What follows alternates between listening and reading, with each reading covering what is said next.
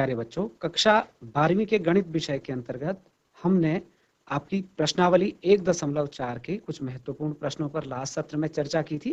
आज हम उसी को आगे बढ़ाएंगे।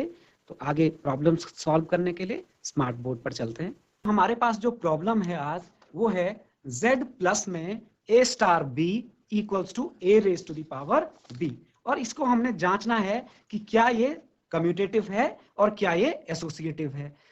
तो आप देखिए z प्लस का मतलब फिर वही, हम सेट ऑफ नेचुरल नंबर की बात कर रहे हैं। तो सेट ऑफ नेचुरल नंबर में क्या ये चीजें होंगी, तो आप देखेंगे कि हम इसको चेक करके देखते हैं। a स्टार b निकाले हैं, a और b बिलोंग कर रहे हैं, माना हमने कहा a b बिलोंग करता है z प्लस में, a b z प्लस में है, तो a स्टार b की वैल्यू जो स्टार की डेफिनेशन है उसके अनुसार आ गई a raise to the power b, और b स्टार a की जो वैल्यू आएगी वो क्या आएगी, b raise to the power a। आप, मैंने कहा था जब आप इसको फर्स्ट सेकंड करके पढ़ते हैं तो आपको और अच्छा नजर आता है। a स्टार b, पहला स्टार दूसरा बराबर पहले की पावर दूसरा, तो फिर जब b स्टार a हम कर रहे हैं तो b पहला हो गया, तो b raise to the power a इस तरह से हो गया। तो ये दोनों नंबर कैसे बराबर हो सकते हैं, ये दोनों बराबर नहीं है, because a star b is not equals to b star a। तो इसलिए जो संक्रिया है आप क्या लिखेंगे, यह क्रम विनिमेय नहीं है, क्रम विनिमेय नहीं है, नॉट कम्यूटेटिव। इसी तरह से हम इसकी जांच कर सकते हैं अब एसोसिएटिविटी या साहचर्यता के लिए। तो साहचर्यता के लिए देखिए, अब हमको 3 नंबर्स z प्लस से लेने पड़ेंगे। हमने कहा माना a, b, c belongs to z plus, तो a star b star c निकालना है हमको। तो पहले इस कोष्टक का मतलब है कि पहले हम a स्टार b फाइंड करें। तो a स्टार b का मतलब पहले की पावर दूसरा, जैसे मैं पढ़ते हुए आपको आसान बनाने के लिए ऐसा कह रहा हूं। तो a raise to the power b star c। अब a raise to the power b star c का मतलब क्या होगा, फिर से ये क्या कर देगा, पहले की पावर दूसरा, पहले की पावर दूसरा means a raise to the power b whole raise to the power c। तो यहां पर पावर की होल पावर जब होती है तो पावर आपस में मल्टीप्लाई हो जाती है, तो ये हो गया a raise to the power b into c। और इसी तरह से जब हम ज्ञात करते हैं a star b star c, अभी कोष्टक देखिए b और c के बीच में है, यानी पहले संक्रिया b और c पर करिए तो ये हो गया a स्टार, और b स्टार c जब करेंगे तो पहले की पावर दूसरा यानी b raise to the power c हमारे पास आ गया। तो अब हमको इसको जब ऑपरेशन करनी है तो ये क्या होगा, अब पहले की पावर दूसरा यानी a raise to the power b raise to the power c। तो अब आप देखिए ये होल पावर्स नहीं है उस तरह की, तो ये नंबर तो यही रहेगा। तो ये नंबर और ये नंबर कहीं से भी बराबर नहीं है, तो हमको क्या मिल गया, therefore a star b star c is not equal to a star b star c। तो हम कह सकते हैं कि यह संक्रिया जो है वह साहचर्य नहीं है, साहचर्य नहीं है। तो इसके बाद एक और अगला प्रॉब्लम है हमारे पास जो कि आपकी स्क्रीन पर है, आप ध्यान दीजिए। प्रॉब्लम क्या है, r-1 यानी रियल नंबर के सेट से हमने एक नंबर को एलिमिनेट कर दिया, -1 को एलिमिनेट कर दिया, तभी इसका डोमेन डिफाइंड होगा, क्योंकि b की वैल्यू -1 नहीं हो सकती, b -1 होगा तो a अपॉन 0 हो जाएगा।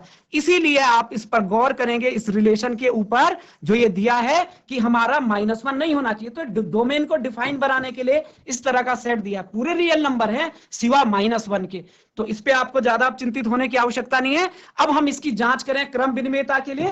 तो जब हम इसकी क्रम विनिमय होने की जांच करते हैं, ये है या नहीं है ये आपने जांचना है। देखिए ये क्रम विनिमय है या नहीं है। अब हमने a स्टार b करा भाई, a स्टार b की वैल्यू आ गई जो जैसी डेफिनेशन थी a अपॉन b प्लस 1। इसी तरह मैं b स्टार a ज्ञात करूं तो b स्टार a क्या आएगा, b अपॉन a प्लस 1, यानी पहला अपॉन दूसरा प्लस 1, ऐसा समझ लो। तो b स्टार a पहला अपॉन दूसरा प्लस 1। तो ये नंबर दोनों बिल्कुल भी बराबर नहीं है, ये और ये बिल्कुल बराबर नहीं है, because a star b is not equal to b star a, इसलिए क्या नहीं है, क्रम विनिमय नहीं है। ये जो संक्रिया है वो क्रम विनिमय नहीं है। इसी तरह से अब हम इसकी जांच कर सकते हैं साहचर्यता के लिए। साहचर्य होने के लिए क्या आवश्यक था, हमको 3 नंबर चाहिए थे। आप लिखें माना a b c belongs to r -1, यानी ये ऐसे नंबर हैं, ए कोई भी इनमें से -1 नहीं है, रियल नंबर है। तो अब हम निकालें ए स्टार बी स्टार सी। तो ए स्टार बी का मतलब क्या हो जाएगा, ए स्टार बी का मतलब सीधा सीधा यहां पर हो गया पहला अपॉन दूसरा प्लस 1, पहला अपॉन दूसरा प्लस 1। ये ए स्टार बी हमने यहां पर देखो सॉल्व कर दिया। और स्टार सी, अब ये पहला ए अपॉन बी प्लस 1 हो गया, दूसरा सी हो गया। अब फिर वही बात आती है, पहला अपॉन दूसरा प्लस 1। तो पहला अपॉन दूसरा प्लस 1 का मतलब ए अपॉन बी प्लस 1 अपॉन क्या हो जाएगा, सी प्लस 1। तो ये जो ये बट्टे में चला जाएगा, ये साधारण सी मैथमेटिक्स है। तो ये हो गया a upon b plus 1 into C plus 1। तो देखिए आप बड़े, ये हमारा एक तब आ गया ये एक्सप्रेशन जबकि हमने पहले जो मतलब एसोसिएशन है पहले ए और बी का करा। अब हम एसोसिएशन पहले करते हैं बी और सी का, यानी संक्रिया पहले बी और सी में करते हैं, कोष्टक यही बता रहा है आपको। तो ये हो गया ए स्टार और बी स्टार सी की वैल्यू आएगी बी अपॉन सी प्लस 1, पहला अपॉन दूसरा प्लस 1। अब आप देखिए जब इसमें ये परिपाटी इसमें लागू करेंगे जो स्टार की डेफिनेशन है, तो क्या होगा, पहला अपॉन दूसरा प्लस 1, यानी b upon C plus 1 plus 1, क्योंकि दूसरा b अपॉन सी प्लस 1 है, इस पर गौर कीजिए। तो अब हम जब इसको सॉल्व करते हैं तो ये किसके बराबर आता है, नीचे से हम c प्लस 1 कॉमन ले लेंगे और c प्लस 1 ऊपर चला जाएगा हमारा। तो ये एक्सप्रेशन किस तरह से आ गया, देखिए a अपॉन ये हमारा नीचे एलसीएम जो आया वो आया c प्लस 1 और ये हो गया b का b और 1 इंटू सी प्लस 1 मीन c प्लस 1। तो ये ऊपर चला जाएगा गुणा में। तो ये एक्सप्रेशन किसके बराबर आया finally, this is a into C plus 1, a into C plus 1 upon b plus C plus 1, a into C plus 1 upon b plus C plus 1। तो अब आप इस वाली वैल्यू पे और इस वाली वैल्यू पे जब गौर करेंगे तो आप देखेंगे कि दोनों के दोनों वैल्यू जो हैं वो बराबर नहीं है। तो इसलिए हम क्या लिख सकते हैं, ये जो एक्सप्रेशन है, ये जो ऑपरेशन है, बाइनरी ऑपरेशन है, वो साहचर्य नहीं है। तो ना तो ये क्रम विनिमय थी और ना साहचर्य थी। इसी के क्रम में हम अगली प्रॉब्लम पे देखते हैं। इसके अगली प्रॉब्लम क्या है हमारे पास, तीसरा प्रॉब्लम है आपकी टेक्स्ट बुक का ये कि एक समुच्चय दिया हुआ है जिसके अंतर्गत 1 से लेकर 5 तक के नेचुरल नंबर हैं। बड़ा आसान सा और छोटा सा सेट है। इस सेट में एक ऑपरेशन दी है ए और इस तरह का एक निशान बनाया है ए, इसको वेज पढ़ते हैं प्यारे बच्चों, ए वेज बी इक्वल्स टू निम्नतम ए बी, मतलब जहां स्टार लगाया करते थे उसकी जगह वेज लगा दिया। वेज का मतलब यहां पर छोटे से है, यानी ए और बी के बीच जब वेज को ऑपरेट करेंगे तो वो एसोसिएट करेगा उस वैल्यू को उन दोनों में से जो छोटी होगी। छोटे से एसोसिएट करना है, निम्नतम से एसोसिएट करना है। द्वारा परिभाषित एक द्विआधारी संक्रिया पर विचार कीजिए। क्या वेज के लिए वेज के लिए संक्रिया सारणी लिखिए। अब इस वेज जो, अब देखिए संक्रिया सारणी क्या होती है, दरअसल जब हमारे पास दिया गया समुच्चय छोटा होता है जिस पर की संक्रिया परिभाषित है, तो हम उस संक्रिया के अंतर्गत विभिन्न क्रमित युग्मों के संगत जो प्रतिबिंब बनने हैं, जो इमेजेस बननी है, वो कम होती हैं, वो छोटी होती हैं। तो उसको हम एक टेबल की फॉर्म में लिख सकते हैं। तो अगर विचार करो कोई n cross n to n अगर ऑपरेशन होगी और सारे के सारे n के नंबर्स परमिसिबल होंगे तो ये बात वहां जायज नहीं रहती, वो अव्यवहारिक हो जाती है। लेकिन हम देख रहे हैं कि यहाँ पर हमारा दिया गया समुच्चय बहुत ही छोटा है, तो यहाँ पर हम ये संक्रिया सारणी लिखने का अभ्यास कर सकते हैं। संक्रिया सारणी देखो प्यारे बच्चों कैसे लिखनी है। हम क्योंकि इसमें 5 एलिमेंट हैं तो एक इस तरह की टेबल बना देते हैं। टेबल के अंतर्गत आप इस तरह की 6 पंक्तियां खींच दीजिए, 6 रो बना दीजिए, 1 2 3 4 और 5 और 6 रो इस तरह से हमारी बन गई। और इसी तरह से 6 इस तरह की भी रो बना दीजिए, 1 2 3 4 5, 1 2 3 4 5 और ये 6 हो गया, ये 7वां भी बन गया, इसकी कोई विशेष आवश्यकता नहीं है। हम यहाँ पे नंबर लिख लेते हैं 1 2 3 4 5। इसी तरह से ये नंबर कहां से लिए गए, इस सेट ए के एलिमेंट्स। इसी तरह से 1 2 3 4 5। तो ये मैंने सारे के सारे नंबर्स यहां पर लिख दिए, यहां पर ये वेज बना दिया। वो सारी बात आप देख रहे हैं कि हम दोबारा भी लिख सकते थे यहाँ पे कि दिया गया समुच्चय ए है, माना इसका नाम ए है, इसमें संक्रिया इस तरह से परिभाषित है, ये सब आप चीजें लिख सकते हैं प्यारे बच्चों। तो अब हम बात आती है कि इसकी संक्रिया सारणी हम किस तरह से लिखें। तो संक्रिया सारणी लिखने के लिए अब हम क्या करते हैं, देखिए अब हम इनके एलिमेंट्स को ज्ञात करेंगे कि 1 वेज 1, जैसे 1 स्टार 1, 1 वेज 1 क्या होगा, मतलब 1 और 1 में छोटा कौन है, 1 और 2 में छोटा कौन है, 1 और 3 में छोटा कौन है, 1 4 में छोटा कौन है, 1। इस तरह से ये सब 1 1 1 इस तरह से आ जाएंगे। अब 2 1 में छोटा 1, 2 2 में छोटा 2 वेज 2, 2 और 2 के सामने 2 और 2 में 2 छोटा, क्योंकि दोनों ही बराबर है, 2 वेज 3, इन दोनों में से जो मिनिमम होगा वो लिखेंगे 2।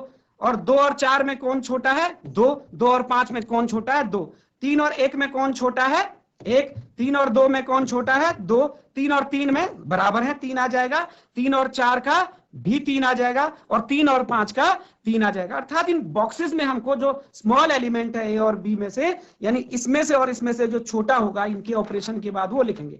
इसी तरह से 4 क्या कहते हैं, 4 वेज 1, 4 और 1 में देखिए 1, 4 और 2 में देखिए 2, 4 और 3 में देखिए 3, 4 और 4 में 4, और 4 और 5 में क्या आ जाएगा, जो छोटा वाला है 4 और 5 में 4। इसी तरह से हम देखते हैं अब 5 के साथ, 5 और 1 में 1, 5 और 2 में 2, 5 और 3 में 3, 5 और 4 में 4, और 5 और 5 में क्योंकि दोनों बराबर हैं 5। तो आप ये देखेंगे कि इस तरह से हमारी ये संक्रिया सारणी पूर्ण हो गई। यही संक्रिया सारणी है, इसकी आवश्यकता नहीं है, इसको आप अपने टेक्स्ट से एलिमिनेट कर लीजिए, तो इस पे ध्यान दीजिए। लेकिन ये व्यवहारिक तभी होता है जब हमारे पास जो क्या कहते हैं जो सेट होगा वो छोटा होगा।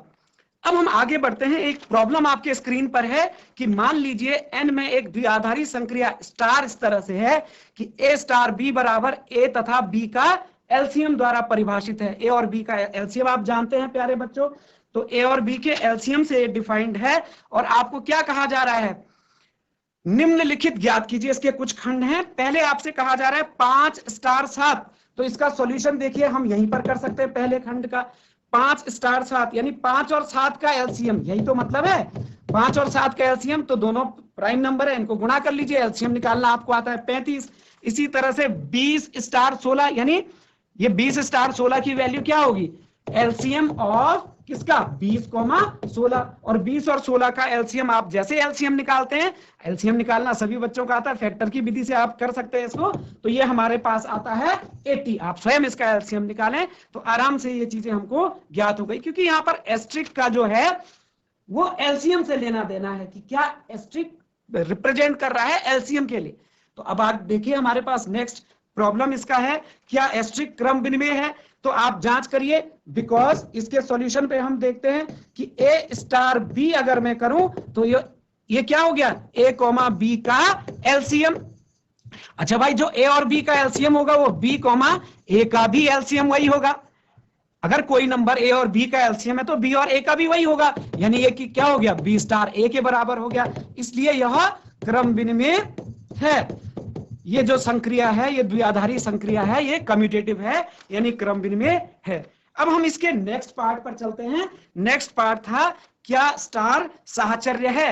अब इस पर विचार करें, इसके सॉल्यूशन पर। साहचर्यता के लिए हमने क्या कहा, क्योंकि ये n में दिया था तो हमने 3 नंबर ले लिए, माना a, b, c belongs to n, set of natural number से हमने 3 नंबर लिए हैं। अब हमको साहचर्यता की बात करनी है, तो a star b star c. अब आप देखिए, यानी ये क्या हो गया, एलसीएम ऑफ किसका एलसीएम, ए बी, और इसको मैं इस तरह के एक मझले कोष्टक में रख दूं स्टार सी, तो इसका मतलब सीधा सीधा ये हो गया। अब इसका एलसीएम और इसका एलसीएम निकालना है।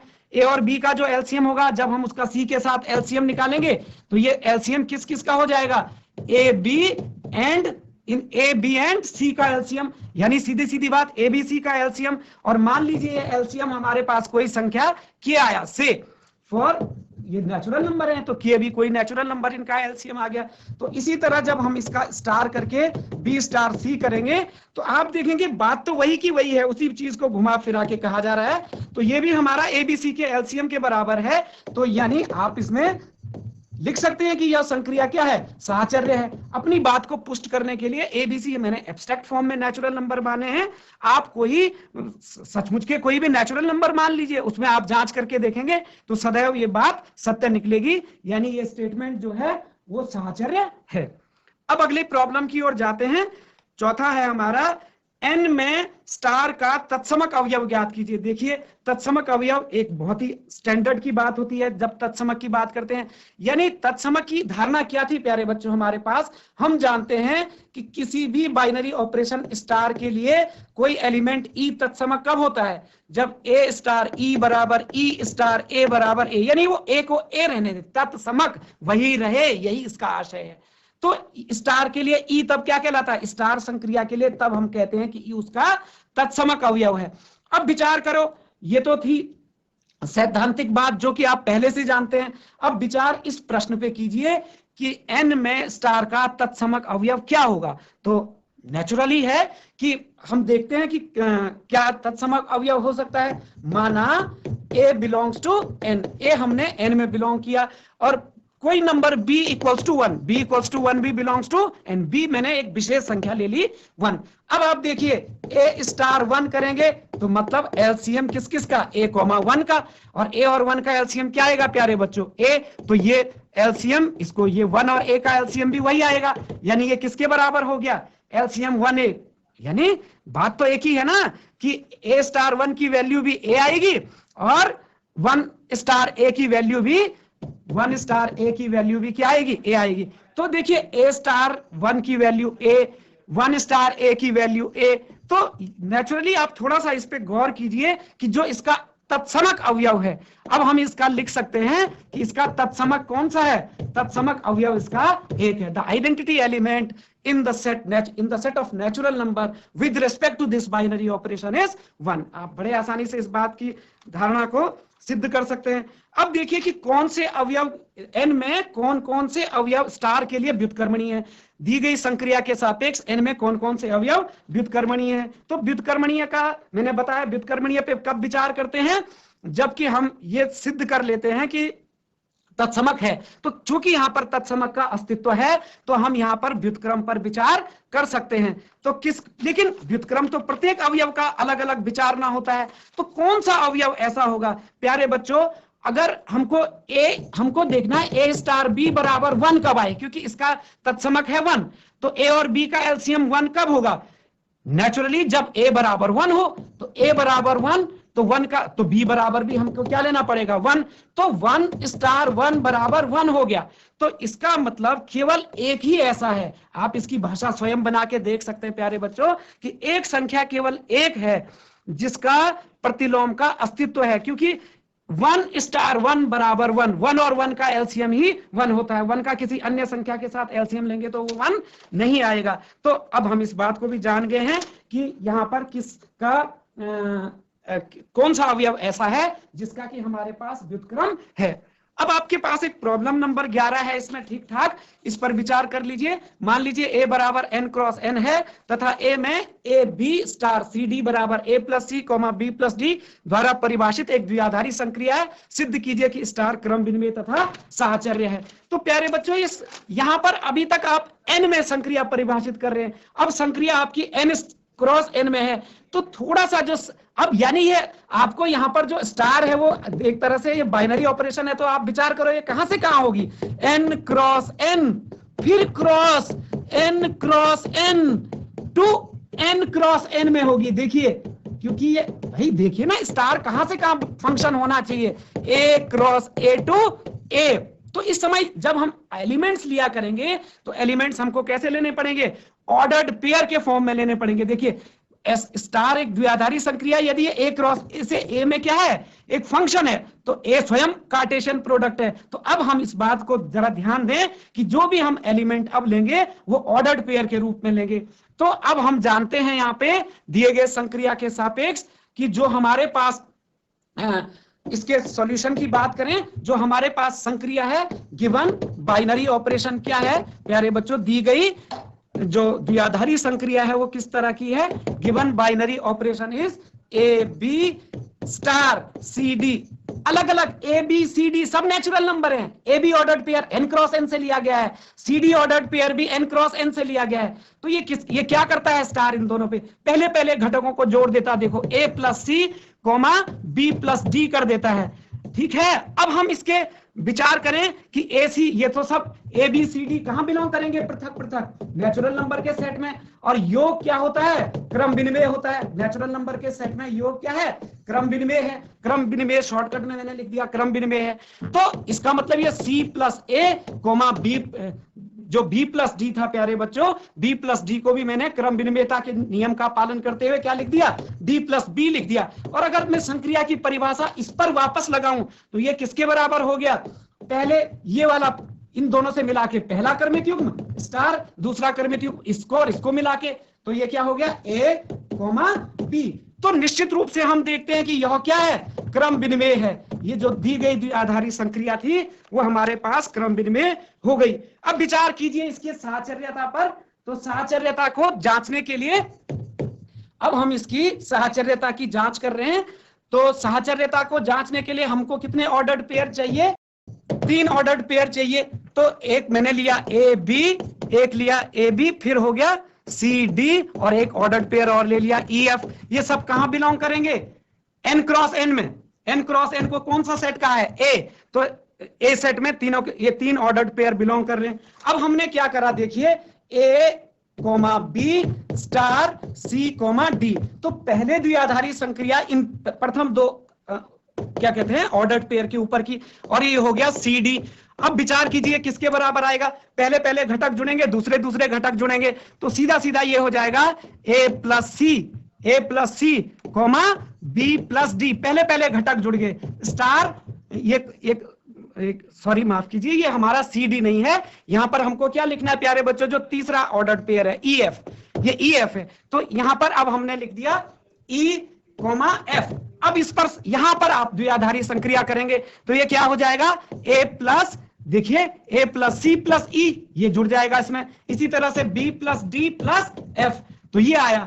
अब चूंकि यहां भी हमारे पास ये इस तरह का एसोसिएशन अगर मैं इसमें बना के छोड़ दूं इसको, तो आप इसको और सहज रूप से समझ लेंगे कि अब हम देखते हैं कि ये वाला ब्रैकेट हम शिफ्ट कर सकते हैं प्यारे बच्चों। तो मैंने क्या कर दिया, ए प्लस सी प्लस ई कर दिया यहां पर, और कोमा ये B plus D plus F कर दिया। हम ये जानते हैं कि जो योग है, योग जो नेचुरल नंबर के सेट में है वो क्या है, क्रम विनिमय है, जैसे हमने पहले लिखा था। तो हम देखेंगे इसका जब हम ओपन करते हैं तो ये हमारा आ जाएगा पहले, और इसका पहला और इसका दूसरा, तो ए कोमा बी स्टार। अब प्यारे बच्चों इनमें ये क्या आ गया, C plus E comma D plus F. अब आप देखिए इसमें ए कोमा बी स्टार। अब इसके अंतर्गत इसका पहला इसका दूसरा मिला के क्रमिक युग्म बना दो, सी कोमा डी और स्टार, ये इसका पहला और दूसरा और इसका भी दूसरा, ये क्या हो गया ई एफ। तो आप देखिए हमारे पास क्या हो गया, ये वाला क्रमिक युग्म स्टार, यानी ये मझला कोष्ठक जो था वो इन 2 से शिफ्ट होकर के बाद के 2 में चला गया।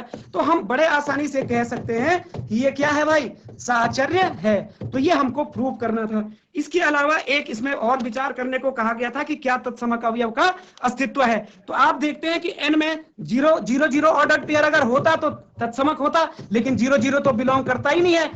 Natural number N cross N में तो 0 होता ही नहीं है। तो क्योंकि योग टाइप की संक्रिया है, योग ही तो कर रहे हैं हम यहाँ पे घटकों का, तो निश्चित रूप से ये तत्समक अवयव का इस वाले सेट के संदर्भ में, इस वाली संक्रिया के संदर्भ में अस्तित्व नहीं है। तो क्या लिखेंगे, हमारे पास यहाँ पर आइडेंटिटी एलिमेंट नहीं है। तो ये कुछ अच्छे प्रॉब्लम थे प्यारे बच्चों, आप और भी एक्सरसाइज कीजिए, अपने सेशन को एंजॉय कीजिए। Thank you.